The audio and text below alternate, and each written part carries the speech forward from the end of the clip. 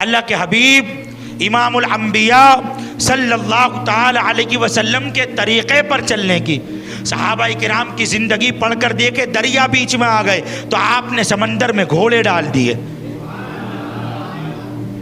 جنگل میں راستہ بھول گئے تو شیر کا کان پکڑ کر کہتے میں محمد الرسول اللہ کا غلام ہوں، چل مجھے راستہ دکھا۔ اللہ اکبر۔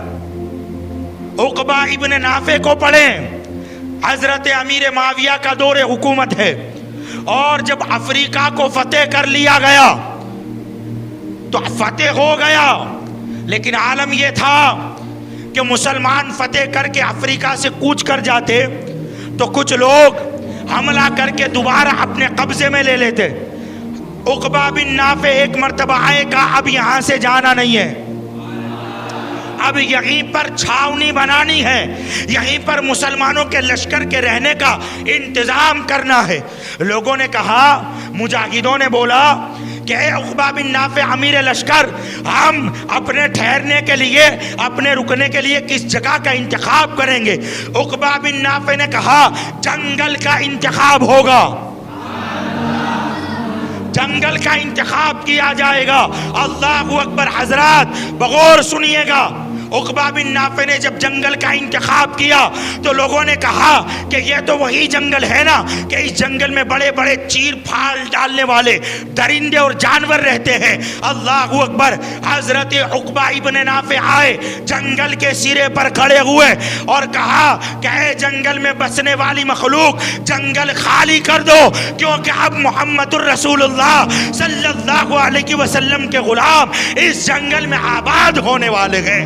اللہ اکبر۔ حضرات محترم، تاریخ نے وہ منظر اپنی آنکھوں سے دیکھا کہ حضرت عقبہ ابن نافع نے جب یہ کہا کہ محمد الرسول اللہ کے غلام اب اس جنگل میں آباد ہونے والے گئے، سب نے اپنی آنکھوں سے دیکھا کہ جنگل کے درندے جنگل خالی کر رہے ہیں، ہاتھی اپنی اولاد کو ساتھ لے کر نکل رہے ہیں، شیر اپنے بچوں کو لے کر جنگل خالی کر رہے ہیں، یہاں تک کہ کیڑیاں اپنے دروں سے نکلی اور وہ سارا جنگل آقا تاجدار کے غلاموں کے لیے خالی کر دیا گیا۔ تم کیا بات کرتے ہو؟ طریق مصطفیٰ وہ ہے کہ اگر اسے اپنا لیا جائے تو بندہ آگ پر حکومت کر سکتا ہے، بندہ پانی پر حکومت کر سکتا ہے، بندہ صرف انسانوں پر نہیں دونوں عالم پر حکومت کر سکتا ہے۔ اسی لیے تو علامہ اقبال نے کہا تھا اپنے اعمال سے ہے تیرا پریشاں ہونا، ورنہ مشکل نہیں مشکل آسان ہونا، اور دونوں عالم پر ہو حکومت تیری اے مسلم، اگر تو سمجھ لے اپنا مسلمان ہونا۔ حضرات محترم، ضرورت ہے کہ طریق مصطفیٰ کو اپنایا جائے۔ صحابہ کرام یوں ہی کامیاب نہ ہوئے تھے، صرف ان کے پاس آج کے مسلمانوں کی طرح زبانی دعوے نہیں تھے کہ ہم آقا کے غلام ہیں اور ہم آقا علیہ الصلوۃ والسلام سے محبت کرتے ہیں۔ ان کے پاس صرف زبانی دعوے نہیں تھے، ان کے پاس اس دعوے کی دلیل عمل موجود تھا۔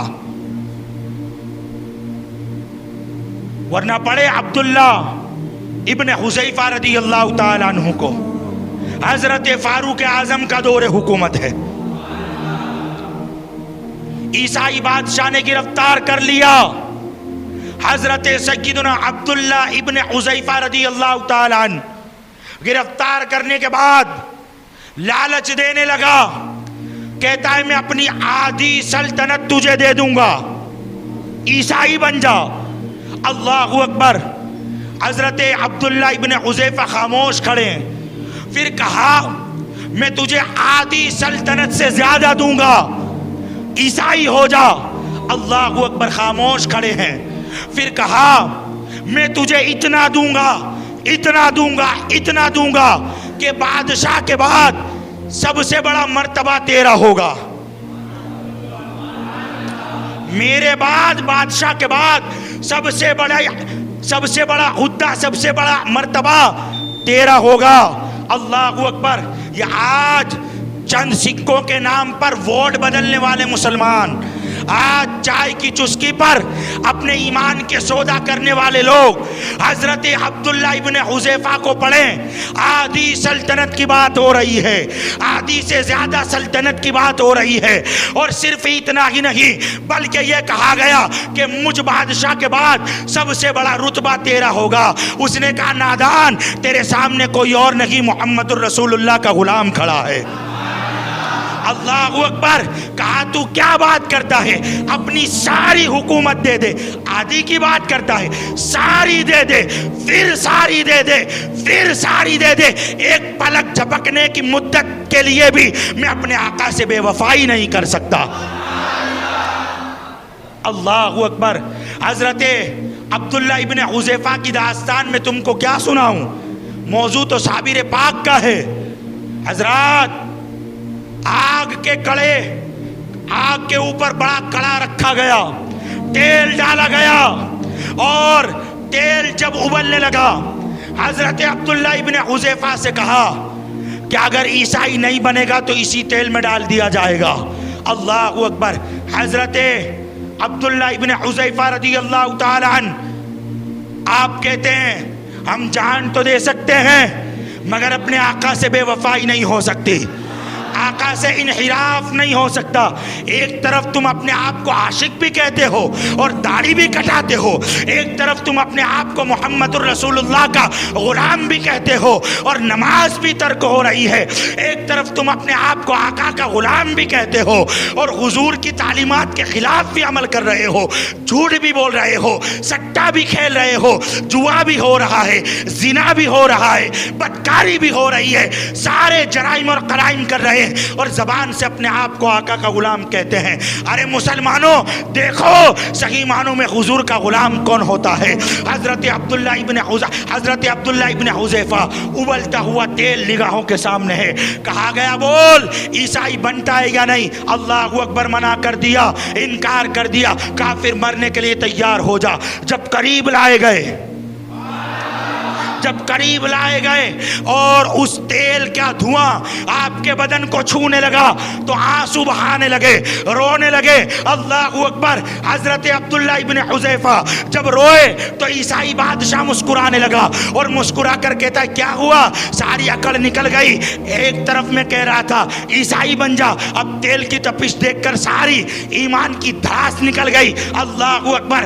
حضرت عبداللہ ابن حذیفہ نے اس کا چہرہ دیکھا اور چہرہ دیکھ کر کا نادان، اب بھی غلطی کر رہا ہے، موت کے ڈر سے نہیں رو رہا ہوں، موت کے ڈر سے نہیں رو رہا ہوں، بلکہ میں اس لیے رو رہا ہوں کہ یہ ایک جان ہے، یہ ایک جان ہے۔ کاش میرے بدن میں جتنے بال ہیں اللہ مجھے اتنی جانیں عطا فرماتا، ہر مرتبہ میں اپنی جان میرے آقا کے نام پر قربان کر دیتا۔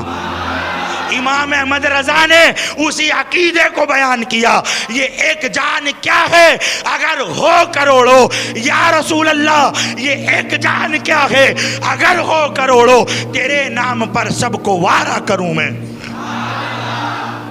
سرکار مفتی اعظم ہند رحمت اللہ علیہ کا غالباً یہ شعر ہے۔ حضرات محترم،